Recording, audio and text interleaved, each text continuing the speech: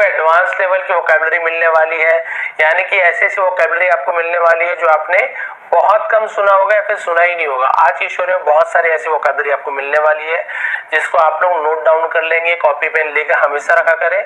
जो जो इंपॉर्टेंट चीजें होती है, जो जो समझने वाली बात होती है, आप अभी तो समझ जाते, बाद में जब फिर से आप जब रिपीट करते हैं, फिर से ट्रांसलेट करते हैं, तो आप लोग को प्रॉब्लम होती है कि अरे यहाँ पे सर ने क्या समझाया था। तो जो जो चीज आप जानते हो उससे मत लिखिए, जो आपको नया कुछ समझ आ रहा है, कुछ नया शब्द सीखने को मिल रहा है, कुछ नया ग्रामर से रिलेटेड कुछ चीज सीखने को मिल रही है, उसे आप लोग लिख लिया करें। तो आपकी बहुत ही अच्छी एक आपकी इसका कोई अंत ना हो, जिसे हिंदी में अनंत कहा जाता है, कभी अंत ना होने वाला। डिजायर्स, इच्छाएं, जो इच्छाएं होते हैं डिजायर्स कहा जाता है। क्लियर है? तो बहुत सारी इच्छाएं हैं, डिजायर्स एस जुड़ गया, अनंत इच्छाएं। चलिए देखते हैं भाई, टाइटल तो बहुत अच्छा है। वंस अपॉन अ टाइम, एक समय की बात है, एक बार ऐसे यूज किया जाता है। A king went on a tour of a neighbouring country. A king, एक राजा, वेंट गया, गो, वेंट, गॉन, तीन फॉर्म होते वर्ब के। तो सब्जेक्ट के बाद वर्ब का सेकंड फॉर्म है, तो पास्ट सिंपल टेंस, गया, खाया, पिया, जाता था, ऐसे भी यूज किया जाता है, पर ज्यादातर गया, खाया, पिया, है ना, रोया, पढ़ा, ऐसे यूज किया जाता है। अ किंग वेंट, एक राजा गया, ऑन अंत पर, कहां पर गया? अ टूर, इसे टूर पढ़ेंगे, लिख लीजिए, टूर लिखेंगे, इसे टावर वावर कुछ भी नहीं पढ़ना है आपको, केवल टूर लिखेंगे। टूर यानी क्या होता है? यात्रा पर, ऑन यानी पर। तो एक राजा एक यात्रा पर गया, ऑफ यानी का, अ नेबरिंग कंट्री, नेबरिंग यानी पड़ोसी, कंट्री यानी राष्ट्र, देश, पड़ोसी देशों के यात्रा पर एक राजा एक बार गया। देयर यानी वहां। अब स्टार्टिंग में लिखा है तो आप बोलेंगे सर आपने तो बहुत सारी स्टोरी में बताया कि स्टार्टिंग में देयर लिखा हो, तो अब समझ जाइए वहां पे देयर यानी वहां नहीं होगा, इंट्रोडक्टिव वर्ड है, नहीं ऐसे नहीं है। देखिए देयर के बाद यहाँ पे ही लिखा हुआ, तो ही सब्जेक्ट होता है, ही, सी, इट, आई, यू, वी, दे किसी सब्जेक्ट है। तो यदि सब्जेक्ट लिखा हुआ है उसके पहले देयर लिखे, इसका मतलब वहां होगा। यहीं पे वॉज या वर, इज, एम, आर कुछ भी होता, तब यहाँ पे क्या होता, ये हम इंट्रोडक्टिव वर्ड इसे बोलते हैं। तो देयर का कोई मीनिंग नहीं निकालते, यहाँ पे मीनिंग निकालेंगे, क्योंकि यहाँ पे सब्जेक्ट ऑलरेडी है, ही यानी वह सब्जेक्ट है, देयर यानी वहां। क्लियर हो गया? तो देयर यानी वहां, ही फाउंड, उसे पता चला, उसने पाया, फाइंड का से उसे पता चला, दैट की the land was, the land यानी जो भूमि, धरती, वॉज यानी थी, फर्टल, इसे फर्टल पढ़ेंगे, थोड़ा सा दिख नहीं रहा होगा, FERTILE है ना, ILE लिखा हुआ है, तो इसे लोग फर्टाइल वर्टाइल नहीं पढ़ेंगे, फर्टल पढ़ते हैं। क्या पढ़ते हैं? फर्टल, लिख लीजिए। फर्टल का मतलब होता है उपजाऊ, जो अच्छा उत्पादन से उपजाऊ फर्टल कहा जाता है। तो उसने पाया कि जो धरती थी, जमीन था, वो क्या था, क्या थी? उपजाऊ थी, यानी उससे बहुत अच्छा पैदावार होता था। And rich crops stood in the fields, और रिच क्रॉप्स, रिच यानी वैसे तो अमीर भी होता है, रिच यानी समृद्ध भी होता है, बहुत अच्छा रिच कहा जाता है। रिच क्रॉप्स, क्रॉप्स यानी फसल, फसल, समृद्ध फसल। स्टूड खड़ी थी, खड़ा था, स्टैंड का सेकंड स्टूड, इन यानी में, द फील्ड्स, फील्ड्स यानी खेतों में, ऐसे हो जाए। क्लियर हो गया? तो वहां उन्हें पता चला कि जो जमीन थी वो क्या थी, बहुत उपजाऊ थी, और समृद्ध फसलें खेतों में खड़ी थी। ये देखिए खेत में समृद्ध फसलें यानी बहुत अच्छा किस्म की फसलें वहां पे खड़ी थी। He wished to own that beautiful and fertile country. He wished, तो उसकी इच्छा हुई, उसकी इच्छा थी, उसने इच्छा की, ऐसे हो जाए, विश यानी इच्छा करना। टू ओन, ओन यानी होता है अपनाने का, स्वामी बनने का, मालिक होने का, उसे ओन बोलते हैं। दैट यानी उस, ब्यूटीफुल सुंदर, एंड फर्टाइल कंट्री, उस सुंदर उपजाऊ देश को अपनाने का उसे इच्छा हुई कि काश ये जो देश है उपजाऊ देश है, इसकी धरती कितनी उपजाऊ है, इसका मालिक मैं होता, ये उसकी इच्छा हुई। देखिए सोच रहा है कहां से मेरा होता, इसकी इच्छा भी राजा की, वही डिजायर, इच्छा होना। अब क्या हुआ उसका देखिए, देयर वॉज, अलग अलग लोगों के बारे में, मतलब राजा के बारे में पता चल गया, अब अलग पर्सन, उसके बाद अलग पर्सन। देखिए मजेदार है। There was a rich man फिर देखिए यहाँ पे देयर का यूज किया गया, बहुत अच्छा एग्जांपल मिल गया मेरे को समझाने के लिए मुझे। यहाँ पे देयर के बाद सब्जेक्ट था, जैसे देयर यानी वहां, मैंने बोला। यहाँ पे देखिए देयर वॉज, अब यहाँ पे आप ऐसे नहीं बोलोगे वहां था, ऐसे नहीं बोलोगे, वहां था ऐसे नहीं बोलोगे। वॉज हेल्पिंग वर्ब है, तो हेल्पिंग वर्ब के पहले यदि देयर का यूज हो रहा है तो इसे हम इंट्रोडक्टिव वर्ड कहते हैं। कोई सब्जेक्ट नहीं है तो देयर का यूज किया जाता है बस सब्जेक्ट की पूर्ति करने के लिए। इसका मतलब नहीं निकालेंगे, वहां था एक अमीर आदमी, ऐसे नहीं होगा, कोई मतलब नहीं निकालेंगे, बस लिखेंगे जरूर। वॉज यानी था, अ रिच मैन एक अमीर आदमी था, बस वहां एक अमीर आदमी था, ऐसे नहीं होगा। इन यानी में द सेम कंट्री, उसी देश में, यहाँ पे जगह का नाम भी बताया हुआ है, उसी देश में एक अमीर आदमी था। अब यहाँ पे देयर लिखने कोई मतलब ही नहीं होता, अगर आप बोलोगे वहां उसी देश में एक अमीर आदमी था, ऐसे नहीं होगा। क्लियर हो गया? तो वॉज वर हेल्पिंग वर्ब के साथ देयर मिल गया तो इसका मीनिंग नहीं निकालना है। उसी देश में एक अमीर आदमी था। He used to be too busy. He used to का यूज हम कब करते हैं? किया करता था, रहता था। पास्ट की कोई आदत को बताते हैं तो हम used to का यूज used to का यूज करते हैं, ठीक है? तो वो क्या क्या करते थे? बी यानी होना, टू बिजी यानी कि बहुत व्यस्त रहा करते थे, ऐसे हो जाएगा। टू यानी होता है बहुत, बिजी यानी व्यस्त, बहुत व्यस्त रहा करते थे। तो पास्ट का कोई भी आपकी आदत को बताते हैं ना तो आप यूज्ड टू का यूज करोगे, है ना। I used to play cricket, मैं क्रिकेट खेला करता था। I used to learn English, में इंग्लिश सीखा करता था। तो यहाँ पे यूज्ड टू का यूज होगा और वो आपका फर्स्ट फॉर्म पे यूज होगा। तो हमेशा व्यस्त रहा करते थे। टू गो आउट बाहर जाने में, फॉर अ वॉक यानी चहलकदमी करने के लिए, टहलने के लिए, और या जॉय राइड, जॉय राइड का मतलब क्या था? एकदम खुशी से यात्रा करने को जॉय राइड कहते हैं। और यात्रा करने के लिए वो हमेशा व्यस्त रहते थे, जाया करते थे। He had a vast business. He had उसके पास था। had के बाद हुआ आपका कोई थर्ड फॉर्म नहीं दिख रहा है यहाँ पे, तो had यानी किसी के पास कुछ चीज था। जैसे he had a mobile, उसके पास एक मोबाइल थी, ठीक है।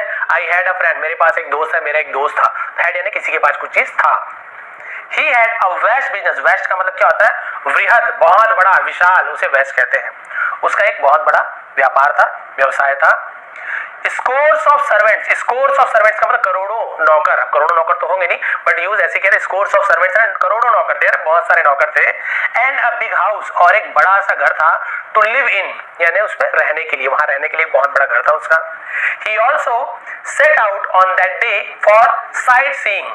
ही ऑल्सो, वह भी, सेट आउट, सेट आउट का मतलब प्रस्थान करना, रवाना हो जाना, उसे सेट आउट कर लिख लीजिए, नहीं पता तो।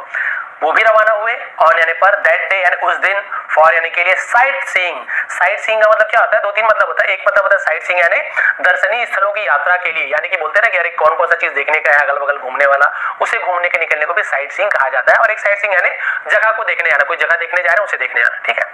तो दर्शनीय जगह को देखने के लिए वो भी निकल पड़ा। एंड सॉ, और देखा, सी सॉ सीन, तो हम सेकंड फॉर्म सॉ का यूज करें, देखा। अ वेरी ब्यूटीफुल पैलेस, एक बहुत सुंदर, पैलेस यानी महल को, प्लेस यानी जगह होता है, पैलेस यानी महल होता है, दोनों में थोड़ा थोड़ा अंतर है। ए हट जाता है तो प्लेस जगह, पैलेस महल, तो कई लोग कंफ्यूज हो जाते हैं। ये भी आप लोग नोट डाउन कर लेंगे। क्लियर हो गया?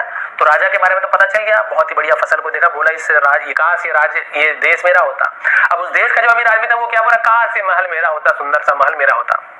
द रिच मैन थॉट, अमीर व्यक्ति ने, अमीर आदमी ने सोचा, एक आदमी तो मैन, एक से ज्यादा होते तो मैन। धनवान व्यक्ति ने सोचा, थिंक का सेकंड, सॉरी, थिंक यानी सोचना, थॉट यानी सोचा, तो थिंक का सेकंड फॉर्म है ना। What a beautiful palace, what यानी क्या, अ ब्यूटीफुल पैलेस, क्या सुंदर महल है, ऐसे बोलते हैं ना। इट्स पिलर्स, इसकी पिलर्स यानी जो खंबे होते हैं उसे पिलर्स कहा जाता है। Are works of some great artist, है ना। आर वर्क्स यानी उसमें काम किए गए हैं, ऑफ यानी से या के, सम ग्रेट आर्टिस्ट, है ना। सम यानी कुछ या कोई, ग्रेट आर्टिस्ट यानी किसी महान कलाकार के द्वारा इनके पिलर्स पर काम किए गए, नक्काशी किए गए। एकदम खुश हो गया। आई विश, मेरी इच्छा है, I were the owner of this palace too, I were, बोले सर आई के साथ तो बहुत लगता है, बट यदि आई वर का यूज हो रहा है तो आप समझ जाइए कि यहाँ पे कैसे यूज किया जा रहा है। यहाँ पे यूज किया जाता है कि हम जैसे बोलते हैं कि काश मैं इसका मालिक होता, काश मैं होता, पास्ट का वर्ब का यूज किया जाता है। आई विश, मेरी इच्छा है, काश मैं इसका मालिक होता, ऑनर यानी मालिक, ऑफ दिस पैलेस टू, इस महल का भी।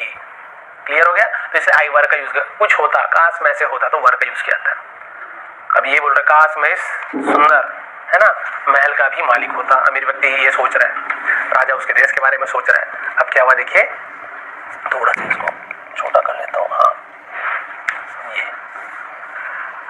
Beautiful princess lived in that very palace. A beautiful, एक सुंदर प्रिंसेस, राजकुमारी, प्रिंस यानी राजकुमार, प्रिंसेस यानी राजकुमारी, किंग यानी राजा, क्वीन यानी रानी, रानी की बेटी को राजकुमारी कहते हैं, यानी कि क्वीन की बेटी प्रिंसेस। ठीक है, थोड़ा सा समझने वाली बात है। तो एक सुंदर राजकुमारी लिव्ड, रहती थी, लिव का सेकंड लिव्ड, इन यानी में दैट वेरी पैलेस, दैट यानी उस वेरी पैलेस यानी उसी महल में। तो वेरी का यूज किया गया है, पर्टिकुलर उस महल को बता रहे, वेरी का यूज किया गया है। बहुत महल में ऐसे नहीं बोलेंगे, ठीक है, तो इसलिए वेरी का यूज किया गया है कि उसी महल में एक राजकुमारी रहती थी। ऑन दैट डे, उस दिन, तो उसे ऑन दैट डे, उस दिन, सी वॉज स्टैंडिंग, वह खड़ी थी, एट हर विंडो, अपनी खिड़की पर, तो अपनी खिड़की पर खड़ी थी, डाउन बिलो, नीचे की तरफ, अ हैंडसम यंग मैन, एक सुंदर नौजवान, राइडिंग, राइडिंग यानी होता है सवारी कर रहा था, हिज हॉर्स, अपने घोड़े पर, पास्ड बाय, यानी अपने घोड़े पर सवारी करता हुआ एक राजकुमार, सॉरी एक नौजवान वहां से गुजरा, पास में गुजरा। इसे नीचे देखा कि एक सुंदर सा नौजवान घोड़े पे सवारी करता वहां से गुजरा। द प्रिंसेस सॉ हिम, राजकुमारी ने उसे देखा, सी सॉ सीन, तो देखा के लिए सॉ का यूज किया गया है। एंड सी विज्ड, और उसकी इच्छा हुई, तो उसने इच्छा की, तो विज का सेंस विज्ड। टू मैरी, मैरी यानी शादी करने की, विवाह करने का, है ना, दैट यंग मैन, उस नौजवान से, उस नौजवान से शादी करने की इच्छा की कि काश इस नौजवान से मेरी शादी हो जाती। सबकी इच्छा देखिए, सबकी डिजायर क्या क्या है, फिर लास्ट में आपको पता चलेगा। बहुत ही अच्छी मोरल है। राजा की इच्छा थी कि वो राज्य मेरा हो जाए, राष्ट्र मेरा हो जाए। उस राष्ट्र का जो अमीर आदमी था उस देश का, वो बोलता है कि काश महल मेरा हो जाए। उसी महल की राजकुमारी बोलती है कि काश वो नौजवान से मेरी शादी हो जाए। आखिर में क्या हुआ देखिए। A dog also lived in that palace, a dog, एक कुत्ता, ऑल्सो ने भी, लिव्ड रहता था, इन यानी में दैट पैलेस, उसी महल में कुत्ता भी रहता था। इट यूज टू, पता है यूज टू यानी किया करता था, तो used to. It used to see, वह देखा करता था, तो यूज टू के साथ हमेशा वो आपका फर्स्ट फॉर्म का यूज होगा, वह देखा करता था। अदर डॉग्स, अन्य कुत्तों को, रन, दौड़ते हुए, फ्रीली यानी आजादी से, स्वतंत्रता से, अराउंड यानी आसपास, ऑन द रोड, सड़क के आसपास, आजादी से उन कुत्तों को दौड़ते हुए, भागते हुए देखा करता था। वो तो महल के अंदर बेचारा रहता था। इट ऑल्सो विज्ड, वो भी, उसने भी क्या की, इच्छा हुई, उसकी भी इच्छा हुई। फॉर फ्रीडम, उसने भी क्या मांगी, आजादी की इच्छा की। फ्रीडम है आजादी। टू रोम, रोम यानी क्या था, भ्रमण करना, घूमना, भागना, उसे रोम कहते हैं। एंड रन, और दौड़ना, around, outside, like other dogs, अन्य कुत्तों की तरह, सॉरी अन्य कुत्तों के जैसे, लाइक यानी जैसे, है ना, घूमना और चारों तरफ आसपास बाहर भागना। ये उसने क्या की, आजादी के लिए उसने इच्छा की, विजन मांगी कि काश मैं भी इस कुत्तों की तरह बाहर आजादी से घूम पाता, इधर उधर दौड़ पाता। तो रोम भी लिख लीजिए, रोम यानी भटकना, दौड़ना, भागना, चहलकदमी करना, रोम कहा जाता है, घूमना। A cat sat in the veranda basking in the winter sun. A cat, एक बिल्ली, sat, बैठी थी, sit का सेकंड sat, तो पास्ट टेंस, इन यानी में, द वरांडा, वरांडा यानी बरामदा, हम जो बरामदा बोल देते हैं इंग्लिश में वरांडा ऐसे यूज किया गया। बरामदा पता चल गया थोड़ा सा, है ना, आंगन के जैसे जगह, तो बरामदा कहते हैं। बास्किंग, बास्किंग का मतलब देख लीजिए, बास्किंग यानी होता है धूप सेकने को बास्किंग कहा जाता है। तो एक बिल्ली बरामदे में धूप सेकते हुए, इन द विंटर सन यानी ठंड के मौसम में धूप से, सूरज का धूप सेकते हुए बैठी थी। She was enjoying the warmth, she was, वह वॉज के साथ आईएनजी फॉर्म रहा था, रही थी, आनंद ले रही थी, मजे ले रही थी। द वार्मथ यानी क्या होती है, गर्मी की, तो जो है ना धूप सेकने की जो गर्मी की मजा लग रहा था, तो बिल्ली उसकी मजे ले रही थी। जस्ट देन, ठीक तभी, she saw a mouse run by, she saw, उसने देखा, माउस रन बाय यानी भागते हुए, एक चूहे को भागते हुए देखी। The cat ran after it, the cat, बिल्ली, रैन आफ्टर इट यानी उसके पीछे, बिल्ली उसके पीछे भागी। बट द रैट, लेकिन, द रैट यानी चूहा ने क्या किया, डॉज इट, इसे लिख लीजिए डॉज इट, इसे डॉज ऐसे नहीं, डॉज इट, डी सेलेक्ट होता है। डॉज का मतलब क्या होता है, डॉज मतलब होता है बहुत सारा मतलब होता है, टालना होता है, चकमा देना, बचना। तो चूहा क्या हो गया, उसे चकमा दे दी, उससे बच गई। And dash into its hole, और डैश का मतलब क्या होता है, डैश यानी धराशायी हो जाना, दौड़ना, भागना, बहुत सारा होता है। इट्स होल, और अपने बिल में वो भाग गई। इट होल यानी छेद, बिल को होल कहा जाता है। क्लियर हो गया, बिल्ली ने उसके पीछा किया, चूहा ने उसे चकमा दे दिया, तो लिख लीजिए डॉट। और डैश मतलब होता है भागना, धराशायी हो जाना, और अपने बिल के अंदर भाग गई। कैट साइट, कैट ने साइट यानी क्या होता है, आ भरते ना, वो अरे भाग गई, ये आ भरते उसे साइट कहा जाता है। बिल्ली ना भरा, आई विश, है ना, तो मेरी इच्छा है।